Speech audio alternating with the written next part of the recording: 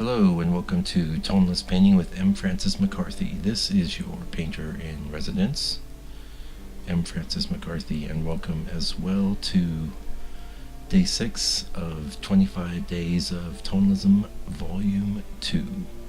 The painting that we are doing today is a study after Birge Harrison, and it's called Moonlit Landscape.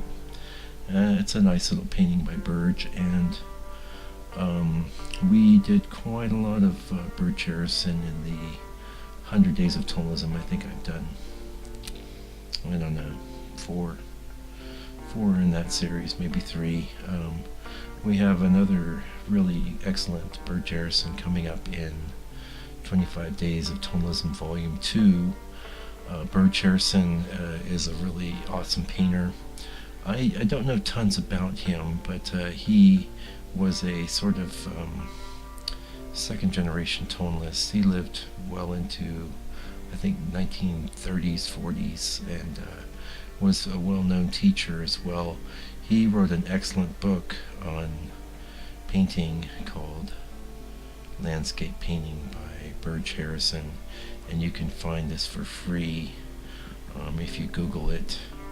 Also, you can find it reasonably priced on Amazon as a print book. It has been reprinted, and this is a really excellent book on painting in a toneless fashion, even though technically Birge Harrison didn't always work as a toneless painter.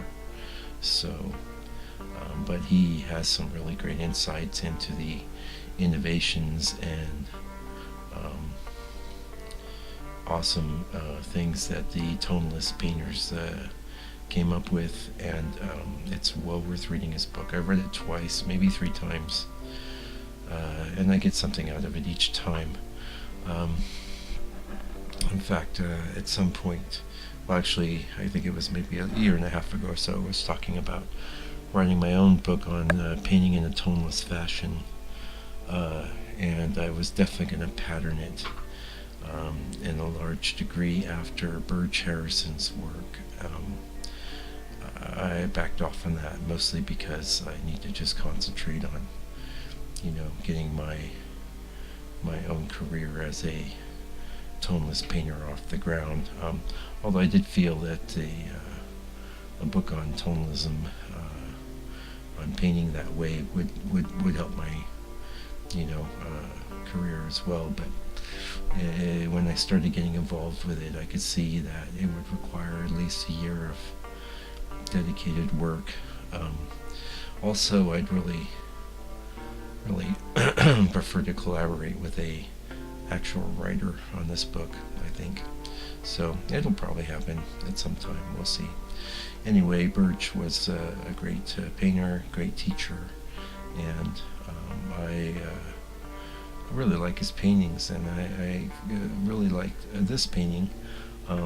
I think you're going to see this goes very quickly because he simplified all the forms so greatly in this painting that it didn't really take me long to do a study, to be honest.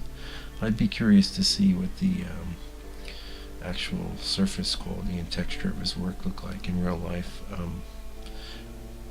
I haven't seen any actual Birge Harrisons, but like I said, I've probably seen maybe 20, 30 of his works in various different forms online. So anyway, today is Saturday here in New Zealand.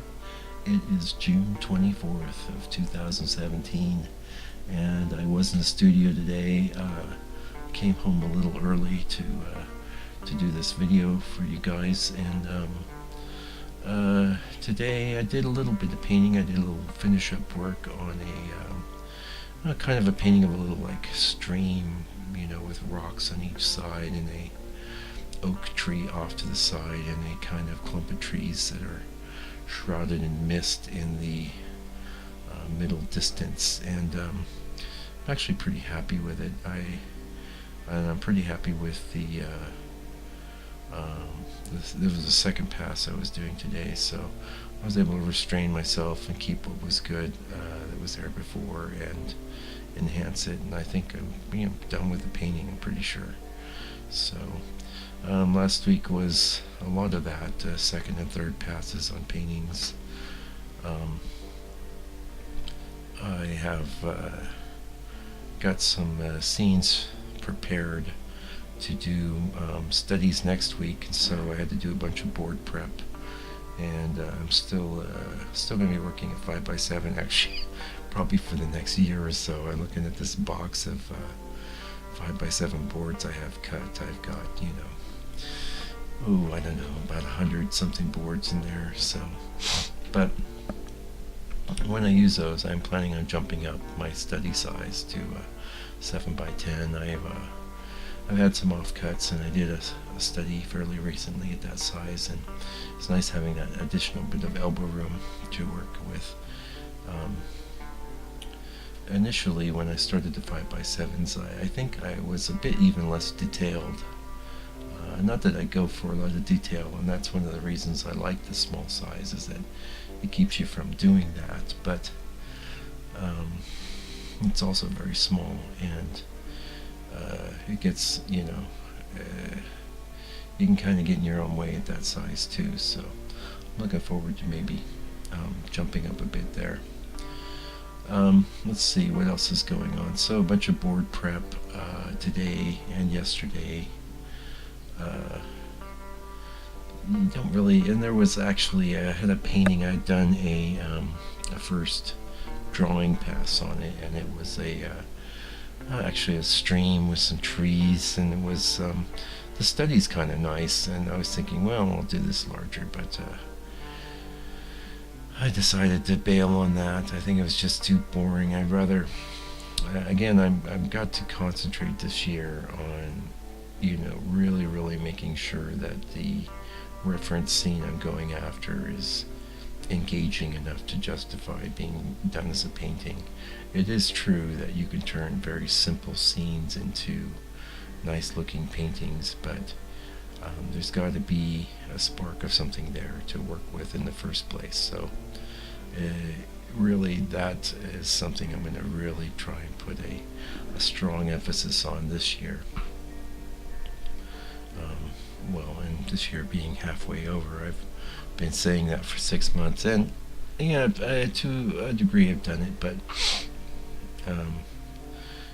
I still have this capacity for, I don't want to say outright call it self-deception, but I'll say that I have a tendency to believe I can make things work that really I shouldn't even be bothering with, and that's one of the paintings I did last week. It's okay. I don't think I'm going to paint over it, but it's this very simple path with these bushes on either side, and this, an interesting sky. I talked a little bit about it last week, and I've thrown, the thing is, I throw everything I have in every painting I do, and sometimes they're good and sometimes they're not.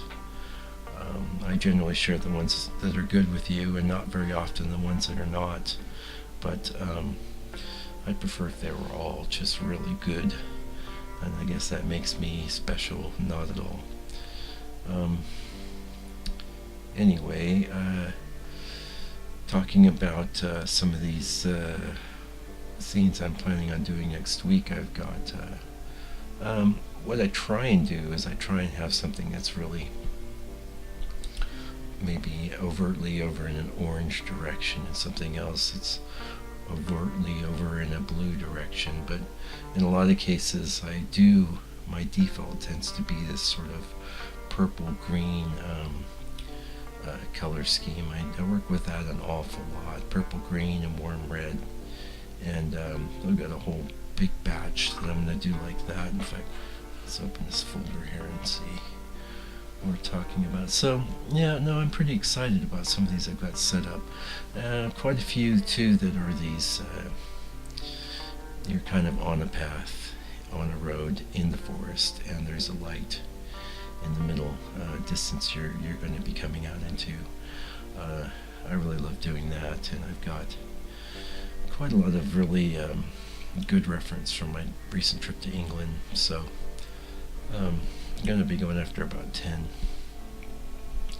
And actually among those was going to be I think one we did recently, and I think someone even commented on the video comment that it would make a larger painting, and taking that to heart. I forget what it's called, Twilight something or the other, but it's in a square format. Um, and I'm actually going to be painting that over the top of a recently failed painting that I think I talked about last week and the week before. So we've got that earmarked for something I know is going to be awesome. And another thing I'm sort of playing with is, instead of going through and maybe doing all my drawings on the larger ones and letting them dry, I may just go in and do the drawing stage, and then immediately after that go directly into first color. I've had some good success with that recently, so I might try that again, and we'll see how that goes. Anyway, I can see we're getting close to the end. Hey, if you like the videos, click subscribe. We like that. Also, you can go to my website, landscapepainter.co.nz. You can follow my blog through there. And I'm going to be back tomorrow with one of my paintings, so we'll see you then. And meanwhile, please take good care and stay out